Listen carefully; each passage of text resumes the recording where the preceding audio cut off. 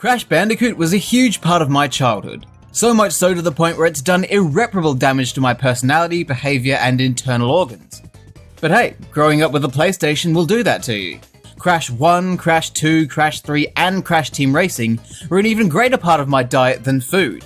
Bandicoot-based gameplay was my fuel, the PlayStation controller my straw.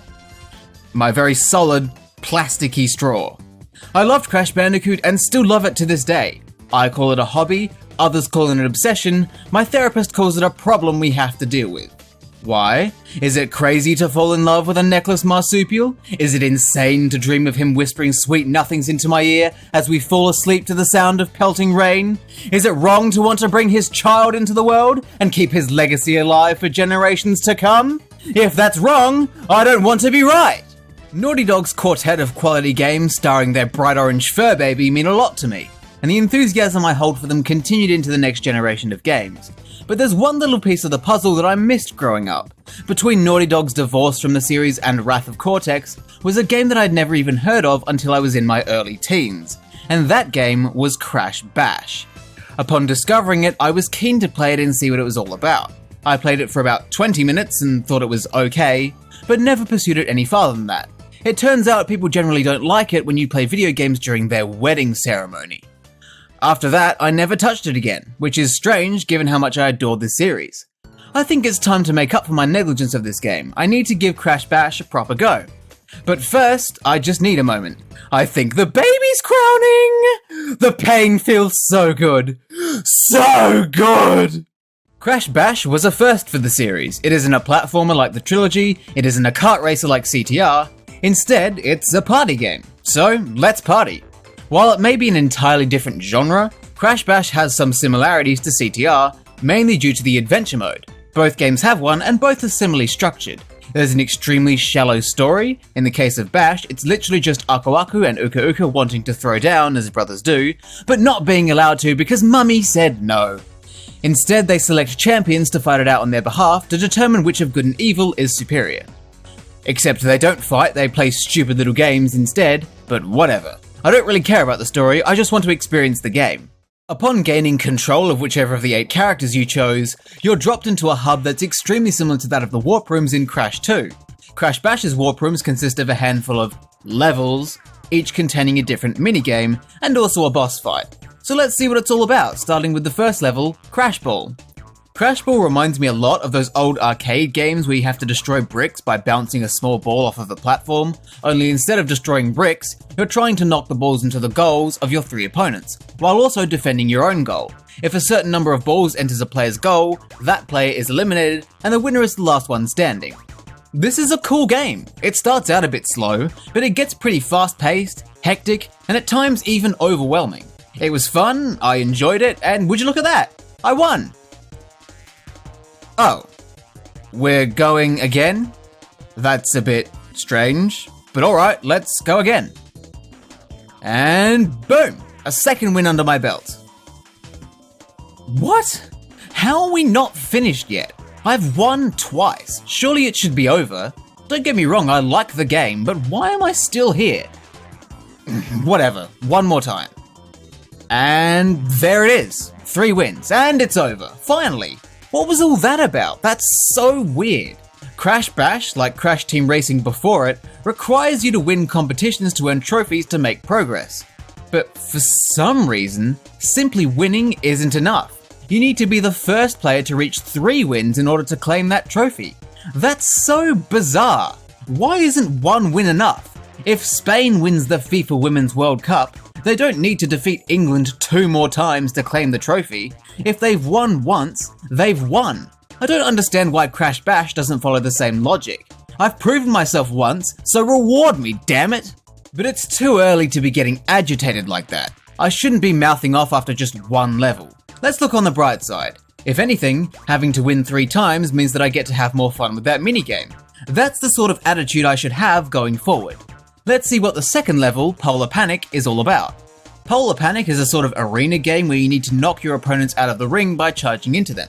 Once again, the last one standing wins. And that's kind of it. It's not the most exciting minigame, I mean, it's fine, but it's nowhere near as exciting as Crash Ball, it's pretty lame in comparison. and I had to play it 4 times instead of 3 because Cortex won one of the rounds. I ended up getting pretty bored of it, but you know, it was alright. I guess. In stark contrast to that was the 3rd level, Pogo Painter. I found this minigame immensely enjoyable. It was pure and utter chaos. The goal here is to paint the tiles in the grid and colour as many of them as you can, then break a purple switch crate to bank your points. The player with the most points when the time runs out is the winner. I really like this one. The core idea and the use of the speed shoes and missile items make it the most thrilling minigame so far. And I reckon the same applies to the 4th level, Jungle Bash. The concept is different. Jungle Bash is an arena minigame where you need to knock out your opponents by attacking them with crates, but it's equally chaotic and exciting. So far, I'm liking what Crash Bash has to offer. The minigames are all different, and they've mostly been pretty fun. I was very curious to see how the bosses would work in a game like this. I had a feeling they would end up being rubbish, but they actually weren't that bad. While they are adaptations of pre-existing minigames, they are wildly different. For example, the first boss is Papu Pummel, which is an adaptation of the Jungle Bash minigame. In it, you need to defeat Papu Papu's minions, and when there's an opening, strike with a TNT crate. Honestly, this is a better fight than Papu Papu's fight in the original game. Not that that's a great achievement, but still, I respect the boss fights in this game. They aren't the greatest I've ever seen, but they're pretty decent, especially for a simple party game like this one. I'd also just like to mention that even though Crash Bash was developed by an entirely different team to Naughty Dog, the game manages to capture the vibe of the world of Crash Bandicoot pretty well. Obviously, having Crash in the game makes it feel like Crash, but I think the developers did a good job of using familiar characters, locations, and sounds. I very much enjoyed seeing locations from the trilogy reappear in this game, and hearing the melodies of some of the best songs in the franchise gave me a bit of a stiffy in the D, so I really appreciate that. And the game's original songs are brilliant too. The game looks and sounds like Crash, and that's all I really wanted. Crash Bash is off to a pretty solid start. Each minigame has been fun to some degree, some definitely more fun than others, and there isn't much to complain about. So far, so good. I'm keen to see what the second warp room has in store, starting with Beach Ball. I'm getting a sense of deja vu here. Haven't I already done this? I could have sworn that this is exactly what Crash Ball was. The only differences here are the setting, and also the addition of a magnet power. Beyond that, this is the same minigame. It's still fun, but I was kinda hoping for something different. I've beaten this minigame 6 times now, 3 in Crash Ball and now 3 more in Beach Ball. Unfortunately, this feeling of deja vu persisted for the rest of the warp room. The next 3 levels, Tilt Panic, Pogo A Go Go, and Space Bash, are all just copies of the minigames from the first warp room with a slight difference. That's pretty disappointing. I've essentially just beaten 2 identical warp rooms. The only difference between them is the second warp room has an extra minigame, Desert Fox. This is another Last One Standing Wins minigame, only this time it's a tank battle, and it sucks. It's slow, clunky, and not fun at all. It was made exponentially worse by the fact that I had to play the bloody thing 12 times because I kept getting overwhelmed by the other 3 players. I don't mind getting gangbanged by Cortex, Koala Kong, and Rillaroo, but ideally we'd do that in a motel room and not on the battlefield. It was rubbish. The one new addition in this warp room, and it's been the worst part of the game so far. At least now I can move on from that. I've just got to beat the boss and head to the next warp room. I'm sorry, what? Excuse me? I need 9 trophies, 6 gems, and 3 crystals to fight the next boss? Are you kidding? Since when were gems and crystals even part of it? I thought trophies were the main collectible here.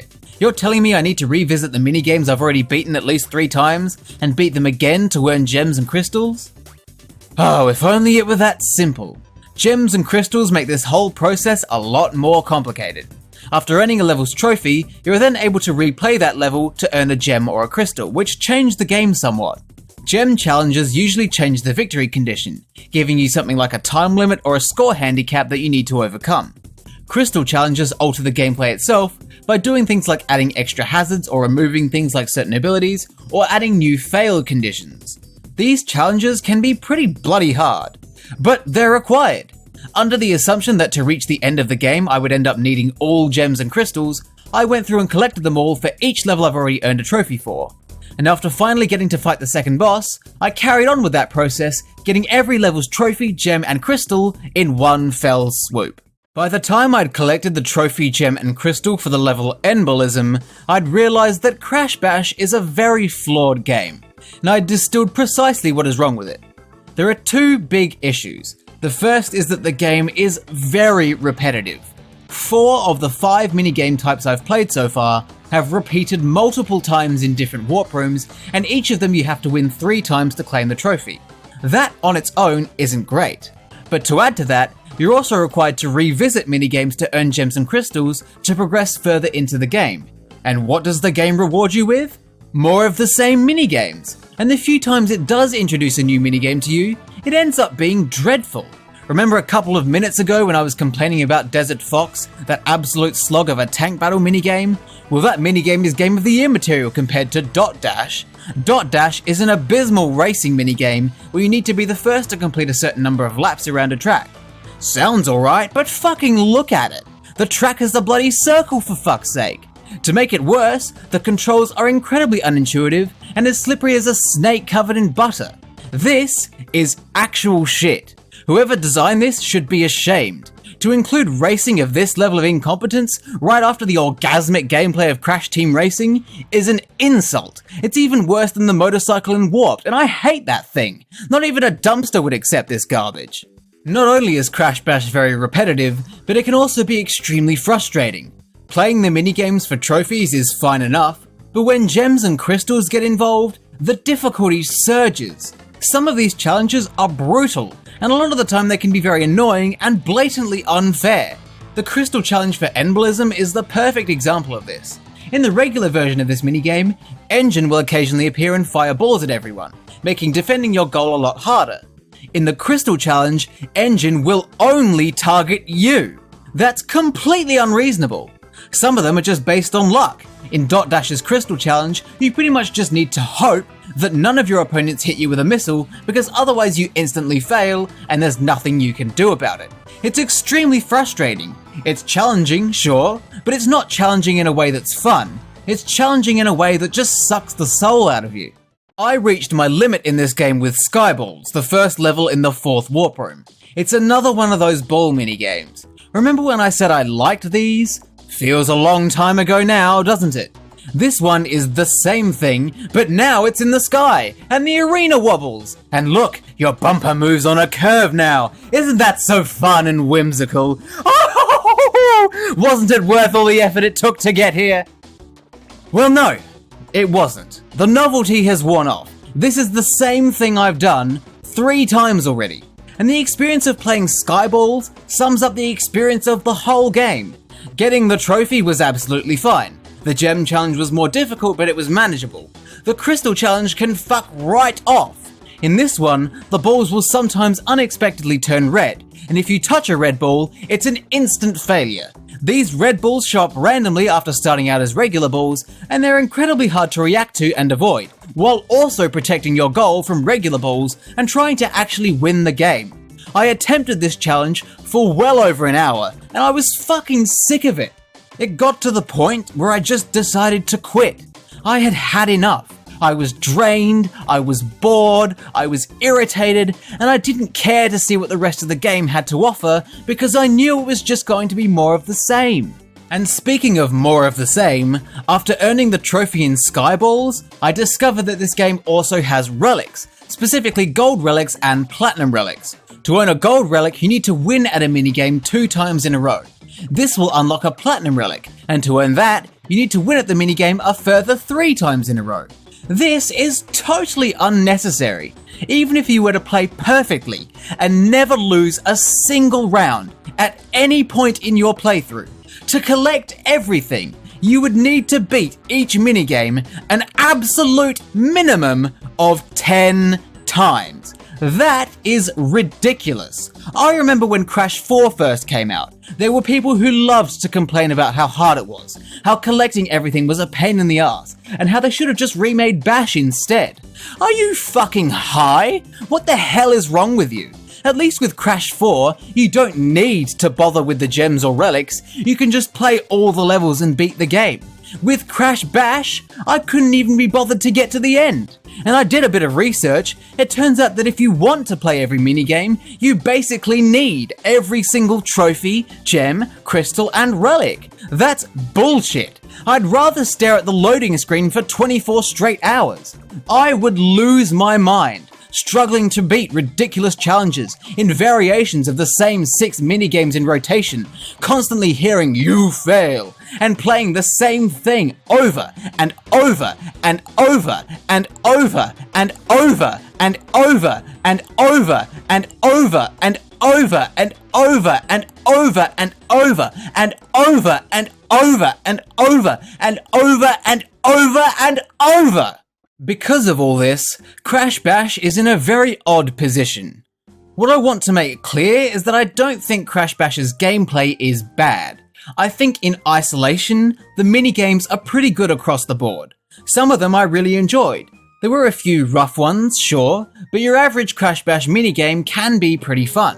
What really ruins the whole experience is the way the game is built around the minigames. Being forced to win at a minigame 3 times to earn a trophy is a dumb idea. Being forced to then play that minigame again and again for gems, crystals, and relics, which are required to progress, is an even dumber idea. And it really hurts the game when it recycles the same minigames over and over, while only making incredibly minor changes to how they function. The way Crash Bash is structured means that minigames that would be fun on their own become tedious, draining, frustrating, and repetitive. It becomes the sort of game that gives you a headache. Which raises the question, is Crash Bash bad?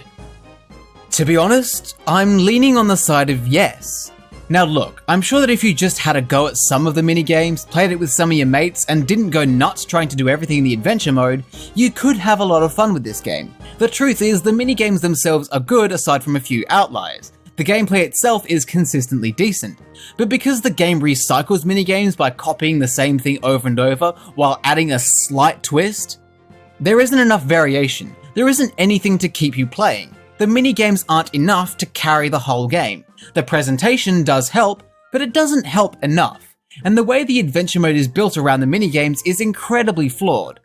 Honestly, everything you would ever want to see in this game can be found in the first warp room. There really is no reason to go any further than that. It just isn't worth it. I personally would have designed it like this. The only collectible that is required is the trophies. Everything else should be totally optional. That way you wouldn't get burnt out by the repetition and furious with the frustrating nature of the extra challenges. I think with some tweaks to the adventure mode and a greater emphasis on original minigames instead of carbon copies of minigames, Crash Bash could have been a good game. But unfortunately, it wasn't meant to be. Crash Bash pales in comparison to the 4 games that came before it and must settle for mediocrity. Sorry Bash, you fail.